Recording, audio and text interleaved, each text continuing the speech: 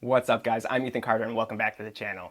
This week my friends over at MakerPipe challenged me to their Remix the Kit challenge, which essentially is a challenge where they send me one of their mixed connector kits and I have to design and build something using their connectors and conduit and then break it down and challenge another maker and pass along the same kit to them. The idea is to showcase how easy it is to design, assemble, and then break down something using their connectors. Now I've always wanted to make a dog bed hammock for our deck, but never had a place to store it in the winter, so this seemed like the perfect opportunity to make one using their connectors, which will allow me to break it down and store it away in the winter. Now I'm lucky it really is so easy to break down because, spoiler alert, my dog hated it. But I still think it's a good design that people with less picky dogs might be able to use. Oh, and make sure to stick around to the end to see who I challenge next. Let's get to it.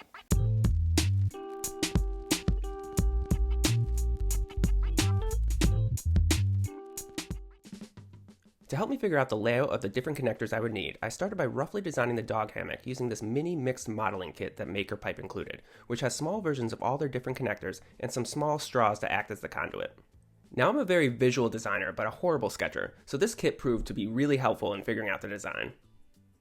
In addition to the dog hammock, I wanted to add a built-in awning using their 45-degree connector to block out the sun on really hot days. Once I was happy with the rough layout, I moved outside to start the actual build. The first step was to measure my dog so I know how big the hammock would need to be.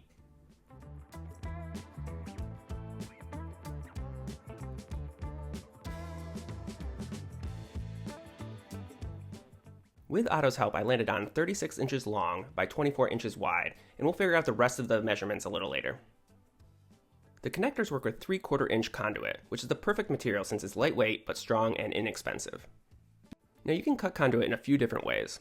For example, you can use a pipe cutter like this one from Brass Craft, which leaves a really clean edge. But you can also use the standard hacksaw, which is faster in my opinion, but it definitely doesn't leave as clean of an edge. Now all the connectors work similar. One pipe passes through the round end, and then another pipe slides into the open end. Then you simply use a hex wrench to tighten the bolt, which tightens the connector around both pipes. Next, I moved on to measuring and cutting the conduit to length.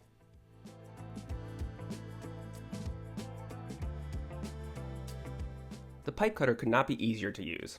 You simply attach it to the pipe where you want to cut it, rotate it around the pipe, tighten it slightly, and then rotate it around again, each time cutting a little deeper until it cuts all the way through. You can see that this results in a really clean edge. But since I'm going to be covering the ends of the conduit anyways, I used a hacksaw to cut the rest. I didn't know exactly how high off the ground I wanted the hammock to sit, so I just eyeballed what I thought would look right, and then measured that, which ended up being 9 inches. The part of the connector the conduit goes into is 1¼ inches. Therefore, if I wanted to sit at 9 inches tall, I needed to cut the conduit at 10¼ inches long for the front two legs. For the back legs, which will also be part of the support for the awning, I landed on 24 inches tall. And to keep it consistent, I also decided the awning supports should be 24 inches long. With all the conduit cut to size, I moved on to the initial test assembly. To connect the hammock and leg supports, I used 4 of their 90-degree connectors. The legs sit in the middle of the connector, and then the front and side pieces slide into the two ends of the connector. Then you simply tighten the 2 bolts. It's really that simple.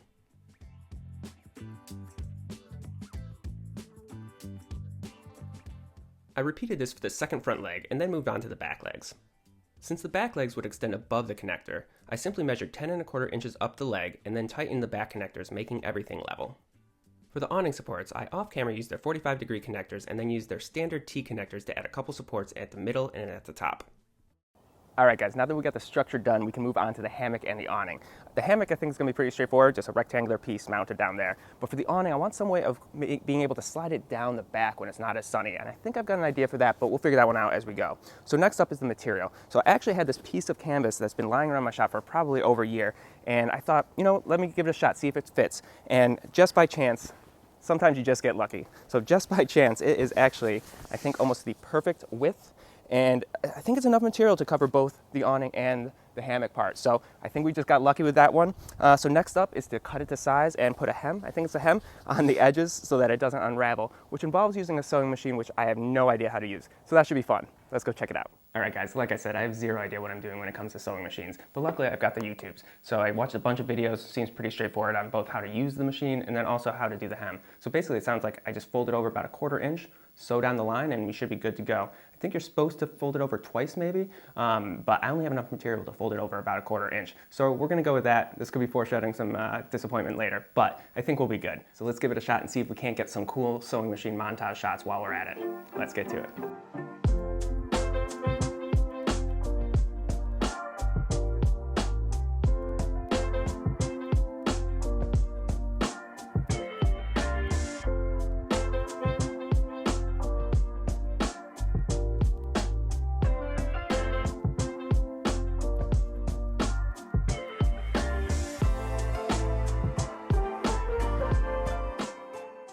Alright, while definitely not perfect, I was able to make a fairly consistent stitch line, which I'm going to call a win for my first attempt.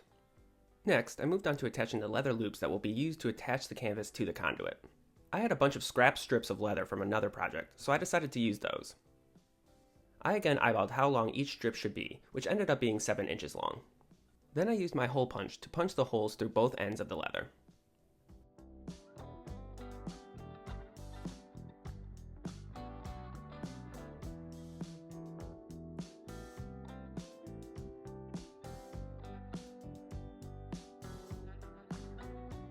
I then ended up punching the hole in the canvas a little under 1 inch from the edge. To connect the majority of the leather loops to the canvas, I used some brass rivets and my rivet setting kit that I got from buckleguy.com. Each rivet set has a post and a washer type piece. And to use them, you simply put the post through the leather, then through the canvas, then the other side of the leather. Then you use the first rivet setting tool to compress the washer piece down onto the post. The post gets wider as it gets closer to the base, which locks the washer piece in place.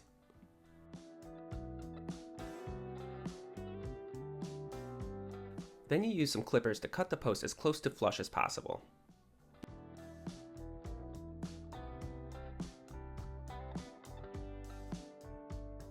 Then you use the second rivet setting tool to round over the cut edge, which removes any sharp edges. I continued adding these loops around all the edges except for the edge of the awning that will be connected to the top bar. For that edge, I used a snap set instead of rivets, which will allow me to open the loops and slide the awning down when it's not as sunny. This will make more sense later. To attach the snaps, I used a snap setter set that I got from Tandy Leather and just followed the instructions that came with it.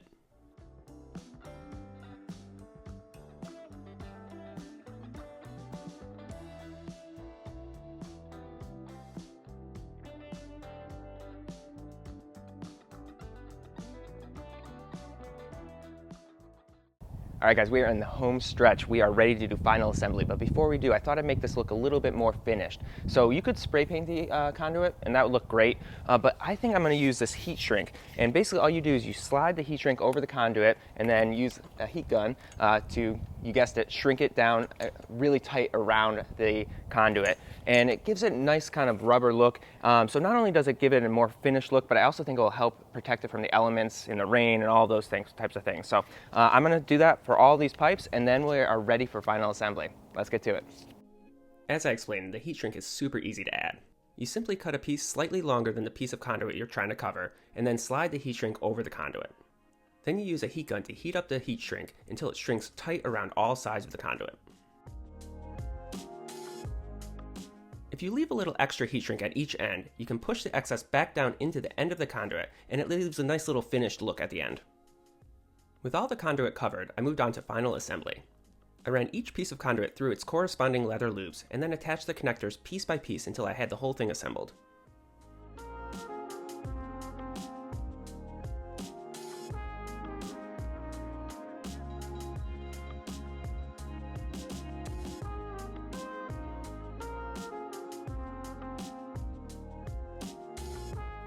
As I mentioned earlier, for the top edge, I made the loops able to be connected or disconnected using the snaps. This allowed me to use the awning when it's especially sunny, but be able to disconnect the top and slide the awning back down when it's not needed. And with that, it was done. Now let's see how Otto likes it. He didn't. After many tries and treats, this is as close as we got to him getting on it. Okay, now on to breaking it down so I can package up all the connectors and send them to the next maker I'm going to challenge for the Remix to Kit challenge. I timed it out and it took me 2 minutes and 15 seconds to disassemble the whole thing, which even surprised me. If you enjoyed this video, please consider hitting that subscribe and bell button. I also post a lot of behind the scenes and smaller scale projects as Ethan Carter Designs on Instagram, and I would love to have you follow me there as well. Now on to who I'm going to challenge next. I think we should go international and challenge my good Canadian friend and maker, Grant, of the Grant Alexander. Make sure to head over to his channel and subscribe so you don't miss his remix to kit build, which I know is going to be pretty awesome. Thanks, MakerPipe, and I'll see you guys on the next one.